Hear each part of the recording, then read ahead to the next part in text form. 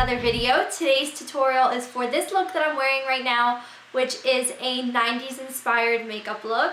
I totally channeled my 90s, have my half up, half down ponytail, my little polka dot crop top, and you know, I was gonna wear a choker, but I couldn't find it. So without further ado, if you would like to see how I got this look, then just keep watching. First things first, I am going to lay down a transition color, and this is MAC's Wedge, and I'm using a super fluffy brush. This one is the MAC 224 brush, and I'm applying that very bestly all over the crease area. Next, I'm going to take my Anastasia Beverly Hills Contour Kit and take that right bronzing shade and apply that right over top where we put Wedge, just very messily again to add some warmth to that transition color.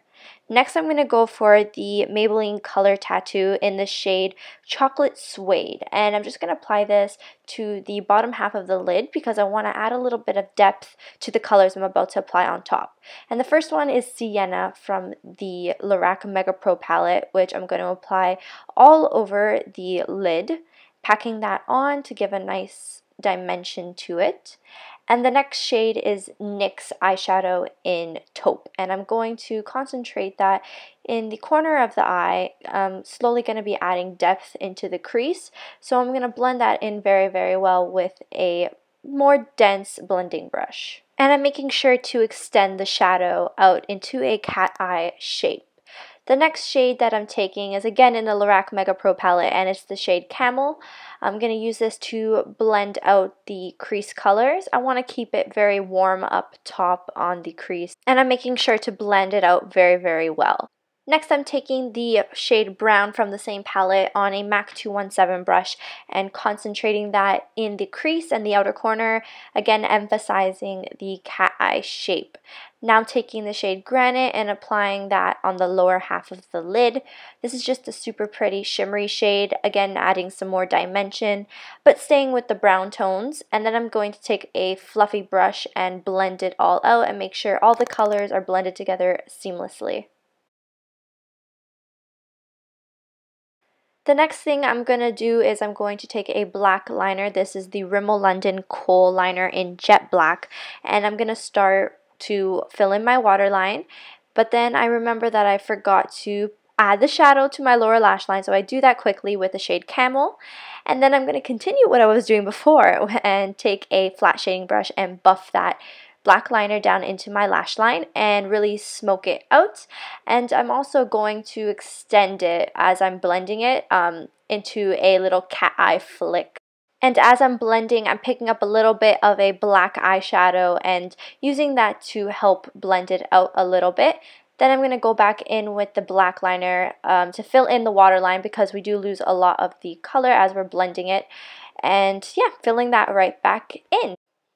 Now that the liner is going to start getting a little dramatic, so I'm pulling that black liner into the corner of my eye and lining that on the inside. Then I'm going to take my waterproof liner, which is the Kat Von D Tattoo Liner in the shade Black, and I'm going to line starting from the inner corner all the way out and extend it into a cat eye shape. And I'm making sure to make the inner tear duct a little pointy just to emphasize that cat eye and make it really dramatic.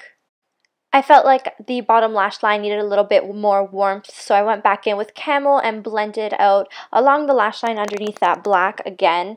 And I also made sure to blend it underneath the cat eye wing itself, just to keep that warmth all the way around the eye. And you really want this to be super well blended. So next for my highlight, I'm using Lorac's Vanilla shade, and I'm applying that to my brow bone as well as my inner tear duct. And the shimmery colors in this palette, the light ones, are beautiful. Between Opal and Vanilla, they are the most amazing highlight colors I've ever used aside from MAC's Nylon. I love them. So I'm doing a quick curl of my lashes and applying my favorite mascara. This is the L'Oreal Million Lash, I believe it's called, or something like that. But anyways, I'm applying a quick coat of that to my top and bottom lashes, which is something you don't see me do very often. And then I'm going to apply some fake eyelashes. I am using my usual Ardell Demi Wispy lashes just because they are the most comfortable lashes I find. So easy to put on and they look good with every look. without being too heavy on the eye. I was a dancer, so I had my fair share of heavy duty eyelashes, and these are definitely my favorite to wear. Now I'm going to conceal and highlight under my eyes, and I'm using the Maybelline Eraser for Dark Circles in the shade Fair. I'm going to start blending that out with my Beauty Blender, but then going in with my finger when it comes to blending out the inner corner so I don't mess up too much of the makeup there, because it's a smaller area. But I do end up having to go back in with my inner corner highlight to touch it up because I'm a loser and I always forget to wait until after I've done my concealer to put my inner corner highlight, but it's okay. We live and we learn, right guys? So then I'm going to set the under eye area with the Bare Minerals Well Rested powder, as well as the banana shade from the Anastasia contour kit. I mix the two together and apply that underneath the eye, and then taking that middle bronzing shade and using that to contour. And then I also take the Hoola bronzer and use that to warm up my skin tone afterwards, but I forgot to show that on camera. So I'm doing the usual routine in the hollows of my cheeks and along the temples and the jawline of my face to add some shadows and dimension and make it look more chiseled than it actually is. I'm making sure to blend that all out very well, which I also failed to show you on camera. And then apply MAC Prism as a blush. Now for the lip color, I used the ever so popular MAC lip liner in Whirl to line my lips.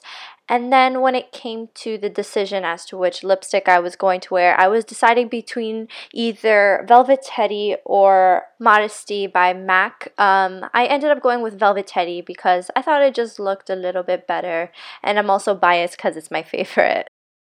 So this is the finished look, guys. I love it. I love the way it turned out. It's so easy to do and easy to wear.